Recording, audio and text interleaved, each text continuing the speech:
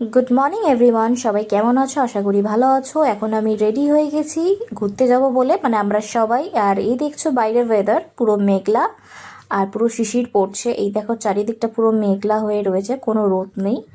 আর মিমির বাড়ির সামনে এই রইলো বেল গাছ। আশা করছি দেখতেই পাচ্ছ বেলগুলো।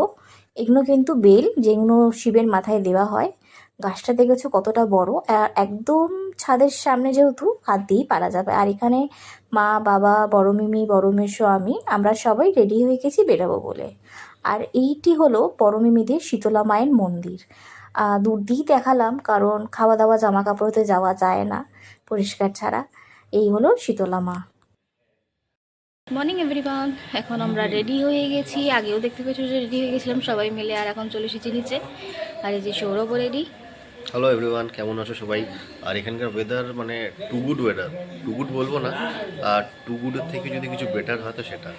প্রচুর ঠান্ডা, এতটা ঠান্ডা এক্সপেক্ট করিনি, বাট আনএক্সপেক্টেডও ব্যাপার না। কারণ নর্থ বেঙ্গল জানা যায় একমাত্র খুব ঠান্ডা জায়গা হিসাবে, মানে আমাদের ওয়েস্ট বেঙ্গলের তরফ থেকে বলছে।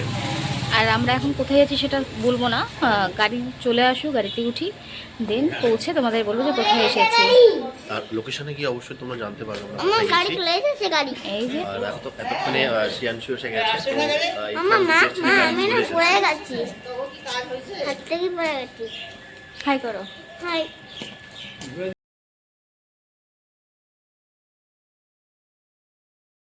চলে এসেছে আমাদের গাড়ি।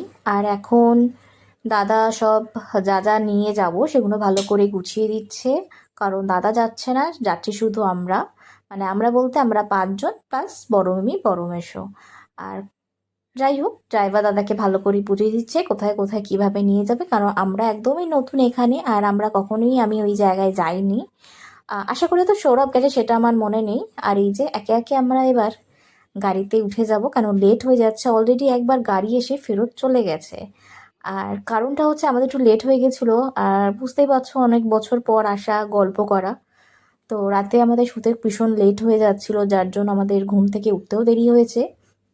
অলরেডি 9:30টার সময় গাড়িটা এসে ফেরত চলে গেছে। আর এখন বাজে প্রায় 11:30। এই যে দেখতে পাচ্ছ বাবা আর বড় মেসো একদম গাড়ির পেছন দিকে বসেছে, আর মাঝেতে আমি, বড় মিমি আর বাবা। আর সামনের দিকে বসেছে সৌরভ আর মেয়ে। আসলে শ্রেয়াংশী সামনের দিকে বসতে খুব ভালোবাসে। আবারও গাড়িতে উঠে সেই একই কাজ হলো, সেটা হলো গল্প শুরু করে দেওয়া। আর পুরো রাস্তাটা চলো তোমাদের দেখাই, শেয়ার করি সেদিনকের ওয়েদারের অবস্থাটা কী ছিল। গাড়ির কাজটা বহুবার মোছা হচ্ছিল, বাট তবুও পুরো ঝিরিঝিরি শিশির পড়ছিল। দেখে মনে হচ্ছিল সেদিন পড়ছে বৃষ্টি, কিন্তু না, বৃষ্টি না, পড়ছে শিশির, যেটা আমরা সচরাচর কলকাতায় দেখতে পাই না। মেনলি আমরা যখন দেখি তখন তো আমাদের দরজা জানলার কাছে আমরা শিশির লেগে থাকতে বা পড়ে থাকতে দেখি, বাট এইভাবে যে পুরো সামনাসামনি এক্সপিরিয়েন্সটা কোনোদিনও হয়নি। বাট হয়েছে, খুব ভালো লাগছে। আর প্রচণ্ড পরিমাণে বলবো, এই কটা দিন এই আলিপুরে খুব ঠান্ডা পড়েছে, প্লাস রোদও একদম ওঠেনি। মানে অবস্থা একদম বেহাল আমাদের বাড়িতে থেকে। তো যাই হোক, এই কথা বলতে বলতে এগিয়ে যাচ্ছি, অনেকটাই প্রায় এগিয়ে গেছি। আর হয়তো দেখে বুঝতে পারছো প্রায় কাছাকাছি চলে এসেছি, কেন দুদিকেই এখন জঙ্গল, আর জঙ্গলের মাঝখান দিয়ে যাচ্ছে আমাদের গাড়িটা। আর আমার সত্যি কথা বলতে গাড়িতে বসে বসে ঘুমই পেয়ে গেছিলো, কারণ রাতে ঠিকঠাক করে ঘুম হচ্ছে না আমাদের কারোরই। কারণ এত গল্পে আমরা মেতে থাকি যে হাতের ঘড়িতে ভুলেই যাই যে কখন 4টে 5টা বেজে যাচ্ছে, হয়তো শুতে শুতে 6টাও হয়ে যাচ্ছে। যেমন আমাদের অবস্থা হচ্ছে, আমার, সৌরভ, আর তার সাথে হচ্ছে আমাদের দাদারও। তো যাই হোক, আর কটা দিন, যে কটা দিন এখানে রয়েছি এইভাবেই সময়টা কাটুক, কারণ আবার তো বাড়ি চলে গেলে যে যার মতন সে তার কাজে আমরা ব্যস্ত হয়ে পড়ব। তো দেখতেই পাচ্ছ ওয়েদারটার চারিদিকে দৃশ্যটা দেখতে খুব ভালো লাগছে। আর এই যে আমাদের বানর গণ সব বসে রয়েছে। আর এখন আমরা চলে এসেছি রাজা ভাত খাওয়া পেরিয়ে। এই জায়গায় আমাদের এখন এন্ট্রি নিতে হবে, কারণ এন্ট্রি ফিস দিতে হবে, প্লাস আমাদের টিকিট কাটতে হবে, যার জন্য সৌরভ এখন লাইনে দাঁড়িয়ে আছে, তার সাথে আছে ড্রাইভার দাদা, ওকে দেখিয়ে দেবে বলে। আর তার পাশেই রয়েছে ঘন জঙ্গল, মানে দেখেই ভয় লাগছে। আর এখানে তো শুনছিলাম বারবার বড় মিমি, বড় মেসোর কাছ থেকে যে এখানে বিভিন্ন রকমের জীব জন্তু, পশু পাখি দেখা যায়। আর এখানটাতে কাঠের জিনিসের একটা দোকান বসেছে, সেটা দেখাচ্ছি পরে। আর এই যে সৌরভ লাইনে দাঁড়িয়ে আছে। সম্ভব ঠান্ডা, তার মধ্যে বৃষ্টি নয়, ঠিক বৃষ্টি হচ্ছে না, হচ্ছে কুয়াশা, মানে এত অতিরিক্ত কুয়াশা যে বৃষ্টির মতন পড়ছে, যেটাকে আমরা শিশির বলি। এখন আমাদের নামটা এন্ট্রি করছে, এখন আমরা রাজা ভাত খাওয়াতে রয়েছি, আমরা চলে এসেছি। এখন যেহেতু সৌরভ আর যে ড্রাইভার দাদা আছে সে নাম এন্ট্রি করছে আমাদের,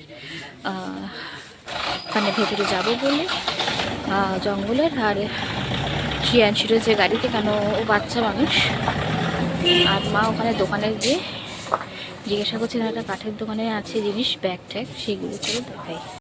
সৌরভ টিকিট কাউন্টারের কাছাকাছি চলে এসেছে, আর বেশিক্ষণ সময় লাগবে না। চলো ততক্ষণে তোমাদের এই দোকানটা দেখিয়ে দিই। এখানে হ্যান্ডব্যাগ, মানে অনেক রকমের হ্যান্ডব্যাগ আছে, ছোট বড় মাঝারি সাইজের, প্লাস মধু আর কাঠের বিভিন্ন রকমের শোপিস বলতে পারো, সেগুলো রয়েছে। আর এগুলো ওই যে ট্রে, ব্যাগ, ওই যে বললাম ছোট বড় মিডিয়াম সাইজের সব রকমেরই রয়েছে এখানে।